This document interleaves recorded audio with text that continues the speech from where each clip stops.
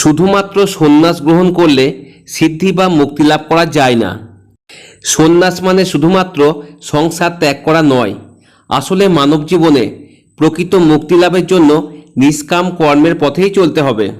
শুধু সন্ন্যাসে মুক্তির সন্ধান পাওয়া যাবে না, সেজন্য কর্মের যোগ্যতা, নিষ্ঠা এবং আত্মশুদ্ধি অপরিহার্য। বাহ্যিক সন্ন্যাস গ্রহণ বা মঠবাসী হয়ে যাওয়া জীবনের লক্ষ্য হতে পারে না। মন থেকে সমস্ত মোহ, আসক্তি, ভোগের লালসা ত্যাগ করতে হবে। প্রকৃত সন্ন্যাসী সেই ব্যক্তি যিনি কর্মফল থেকে মুক্ত হয়ে কর্ম করেন। যখন মানুষ কর্মের প্রতি আসক্তিহীনতা এবং জ্ঞান অর্জনের জন্য পথ ধরে, তখন তার মুক্তির পথ খুলে যায়।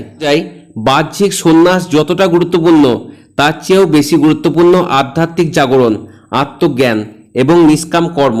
এই পথেই সিদ্ধি অর্জন করা সম্ভব, সন্ন্যাস গ্রহণের মাধ্যমে সম্ভব নয়।